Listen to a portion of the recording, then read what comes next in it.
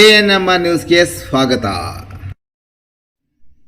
ಚಿಂತಾಮಣಿ ನಗರದ ಎನ್ಆರ್ ಬಡಾವಣೆಯ ನಗರಸಭೆ ಕಚೇರಿಯ ಹಿಂಭಾಗದಲ್ಲಿರುವ ಗುರುಸ್ಪರ್ಶ ತಾಯಿ ಮತ್ತು ಮಕ್ಕಳ ಆಸ್ಪತ್ರೆಯಲ್ಲಿ ವಿಶೇಷ ಚಿಕಿತ್ಸಾ ಸೌಲಭ್ಯಗಳು ದೊರೆಯಲಿದೆ.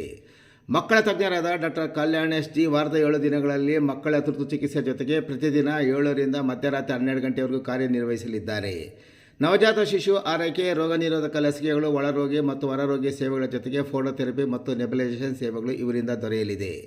ಪ್ರಸೂತಿ ಮತ್ತು ಸ್ತ್ರೀ ರೋಗ ತಜ್ಞರಾದ ಡಾಕ್ಟರ್ ಯಶಸ್ವಿನಿ ಜಿ ರವರು ವಾರದ 7 ದಿನಗಳಲ್ಲಿ ಬೆಳಗ್ಗೆ 10 ರಿಂದ ಮಧ್ಯಾಹ್ನ 2 ಗಂಟೆ, ಸಂಜೆ 6 ರಿಂದ 9 ಗಂಟೆವರೆಗೂ ಕಾರ್ಯನಿರ್ವಹಿಸಲಿದ್ದು ಬಂಜೆತನ ನಿವಾರಣೆ ಮತ್ತು ಲ್ಯಾಪ್ರೋಸ್ಕೋಪಿಕ್ ಸ್ಪೆಷಾಲಿಟಿ ತಜ್ಞರಾಗಿದ್ದು, ಇದರ ಜೊತೆಗೆ ಆಂಟಿನೇಟಲ್ ಕೇರ್, ನಾರ್ಮಲ್ ಡೆಲಿವರಿ ಮತ್ತು caesarean section, high risk pregnancy services, family planning service ಸೇವೆಗಳ ಜೊತೆಗೆ ಗೈನಕಾಲಜಿಗೆ ಸಂಬಂಧಿಸಿದಂತೆ ಅಡೋಲಸೆಂಟ್ ಪ್ರಾಬ್ಲಮ್, PCOD ಪ್ರಾಬ್ಲಮ್, ಗರ್ಭಶಸ್ತ್ರ ಚಿಕಿತ್ಸೆ, ಕ್ಯಾನ್ಸರ್ ಸ್ಕ್ರೀನಿಂಗ್, ಲ್ಯಾಪ್ರೋಸ್ಕೋಪಿ ಸರ್ಜರಿ ಸೌಲಭ್ಯ ಇವರಿಂದ ದೊರೆಯಲಿದೆ. ಆಸ್ಪತ್ರೆಯಲ್ಲಿ ಔಷಧಿ ಅಂಗಡಿಯ ಸೌಲಭ್ಯ, ಒಳರೋಗಿಗಳ ಸಾಮಾನ್ಯ ಮತ್ತು ವಿಶೇಷ ಕೊಠಡಿಗಳ ಜೊತೆಗೆ ಆಕ್ಸಿಜನ್ ಸೌಲಭ್ಯದ ಕೊಠಡಿ ಸಹ ದೊರೆಯುತ್ತಿದೆ.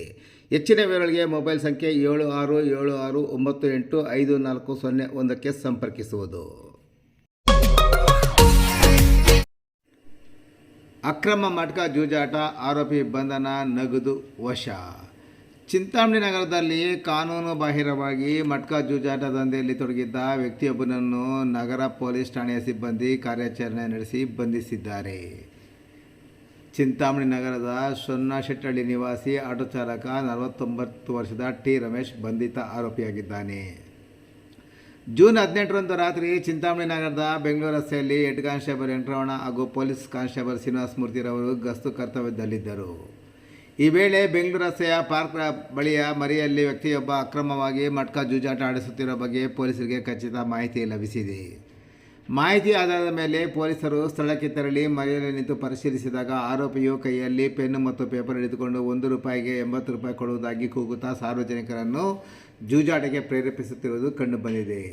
ತಕ್ಷಣ ಕಾರ್ಯಪ್ರವೃತ್ತರಾದ ಜಾಗೃತ ದಳದ ಸಿಬ್ಬಂದಿ ಆರೋಪಿಯನ್ನು ವಶಕ್ಕೆ ಪಡೆದಿದ್ದಾರೆ. ಜೂಜಾಟದಲ್ಲಿ ಪಣಕ್ಕಿಟ್ಟಿದ್ದ 575 ನಗದು ಹಣ, ಮಟ್ಕಾ ಅಂಕಿಗಳನ್ನು ಬರೆದಿದ್ದ ಚೀಟಿ ಮತ್ತು ಪೆನ್ನು ವಸ್ತುಗಳನ್ನು ವಶಪಡಿಸಿಕೊಂಡ ನಂತರ ಬಂಧಿತ ಆರೋಪಿಯನ್ನು ಠಾಣೆಗೆ ಕರೆತಂದು ಜೂನ್ 19ರಂದು ನ್ಯಾಯಾಲಯದ ಸಿಬ್ಬಂದಿ ವಿಶ್ವನಾಥ್ರವರ ಮೂಲಕ ನ್ಯಾಯಾಲಯದ ಅನುಮತಿ ಪಡೆದು ಚಿಂತಾಮಣಿ ನಗರ ಪೊಲೀಸ್ ಠಾಣೆಯಲ್ಲಿ ಪ್ರಕರಣ ದಾಖಲಿಸಿ ಮುಂದಿನ ಕಾನೂನು ಕ್ರಮ ಕೈಗೊಳ್ಳಲಾಗಿದೆ.